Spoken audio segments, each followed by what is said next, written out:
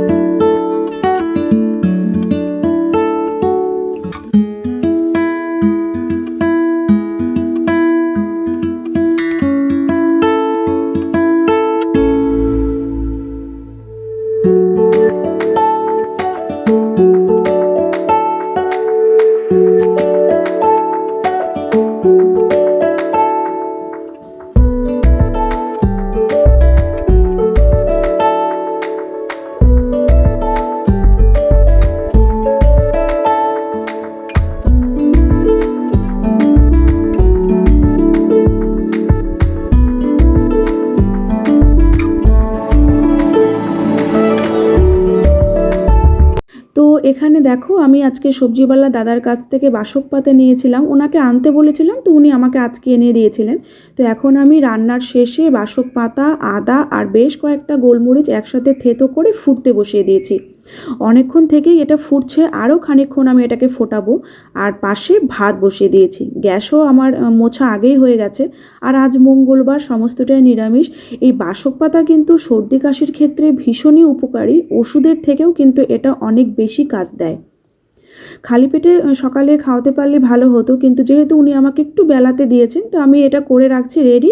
ইন্দ্রাক্ষীকে আমি বিকেলবেলা খাইয়ে দেবো এবং কিছুটা সকালবেলা আগামীকাল সকালে খাওয়াবো।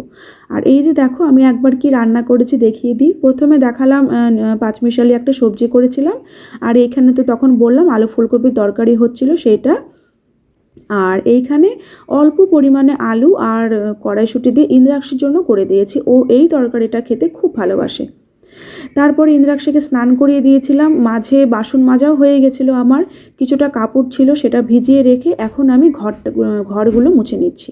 সকাল থেকে যেহেতু আমার কাজে তেমন খুব একটা এনার্জি ছিল না, তাই সংসারে দৈনিকের যে কাজ থাকে সেগুলোতে না আজকে আমার একটু দেরি হচ্ছিল। এখন কিন্তু অনেকটাই বেলা, প্রায় 1:45 মতো বেজে গেছে, আমার এখনও স্নান হয়নি, কাপড় ভিজিয়েছি সেটা কাচতে হবে। আর মাঝে ইন্দ্রাক্ষী তোমাদেরকে দেখালেও, ও পড়ার পরে একটা ড্রয়িং করেছিল, যেহেতু সামনে রিপাবলিক ডে আসছে, তো সেই কারণে একটা ড্রয়িংও করেছে, তো সেটাই তোমাদেরকে দেখালো। আমার ভিডিও চলছিল, তো তোমাদেরকে সেটা শো করিয়ে দিয়ে আমাকেও বলেছিল যে মা তুমি এই জায়গাটা প্লিজ কেটে দিও না, তো আমি এটা কাট করলাম না, তোমাদেরকে একটু দেখিয়েও দিলাম। তো এরপরে বাকি থাকা সমস্ত কাজগুলো শেষ করে আমি স্নান করে দেখো চলে এসেছি। আর ইন্দ্রাক্ষী ওই যে রাস্তায় একটু হাঁটছিল, খেলছিল। বাইরে রোদ আছে, আমাদের এই সাইডে রোদটা আসে না, কিন্তু ওই দিকে ভালোই রোদ থাকে। তো ও স্নান করে, ওকে আমি বলেছিলাম তুমি একটু বাইরে যাও, তাহলে চুলগুলো একটু শুকিয়ে যাবে। আর আমি আমার এখন এই কাজটা করে ওকে খাইয়ে দেবো।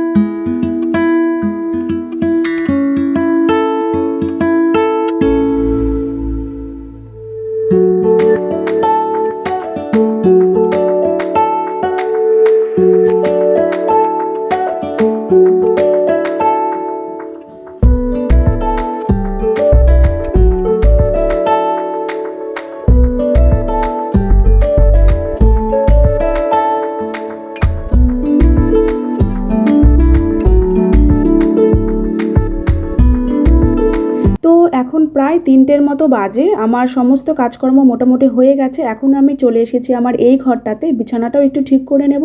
আর বেশ কিছু কাপড় চোপড় ছিল গতকালের কাচা, সেগুলো শুকিয়ে গেছিলো সবটাই। এখন আমি এগুলোকে ভাঁজ করে জায়গা মতো রেখে দেবো।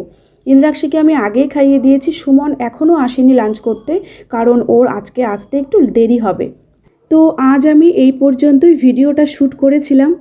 তো কেমন লাগলো আজকের আমার ভ্লগটা দেখে তোমাদের, সেটা আমাকে তোমরা কমেন্টে অবশ্যই জানিও।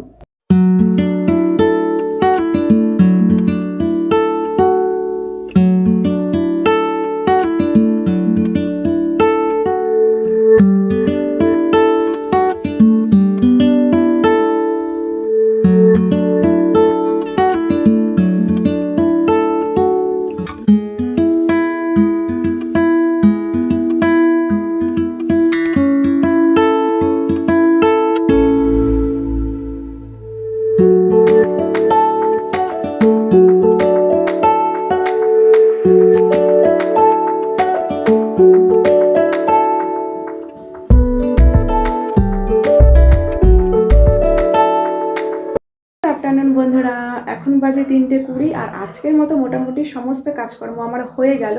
আর যেটুকু কাজকর্ম করেছি সবটাই আমি তোমাদের সাথে শেয়ার করার চেষ্টা করেছি। আর আজকে না আমার কাজকর্মগুলো করেছি ঠিকই, কিন্তু কোনো কাজে আমার তেমন এনার্জি ছিল না। একে তো ইন্দ্রাক্ষী শরীরটা ভালো না, মনটা ভালো লাগছিল না, তারপরে এক্সাম চলে এসেছে সামনে, ঠিকঠাক পড়াটা হচ্ছে না, তো সবটা মিলিয়ে বলতে পারো ভীষণই একটা প্রেশারের মধ্যে আছি আমি। এবং এই প্রেশারটা ওর এক্সাম শেষ না হওয়া পর্যন্ত আমার চলবে। তো ঠিক আছে, চলো আজকের মতো তাহলে ব্লগটাকে আমি এখানেই শেষ করছি। সকলে তোমরা খুব ভালো থেকো, সুস্থ থেকো, সাবধানে থেকো। বাচ্চাদেরকে অবশ্যই সাবধানে রাখবে। তো তাও ঠান্ডা লাগে, মাথায় টুপি, গায়ে সোয়েটার, চাদর পরি, বাচ্চারা তো ওগুলো কিছু পরতে চায় না, তো যার কারণে ঠান্ডাতে ওদের চট করে সমস্যা হয়ে যায়। তো ঠিক আছে, যদি আমার ব্লগ থেকে ভালো লেগে থাকে তাহলে প্লিজ একটা লাইক করে দিও এবং অবশ্যই সাবস্ক্রাইব করে আমার সাথে থেকো। আবার আগামীকাল একটা সুন্দর ব্লগ নিয়ে আমি সঠিক সময় তোমাদের সামনে হাজির হয়ে যাব। তো টাটা।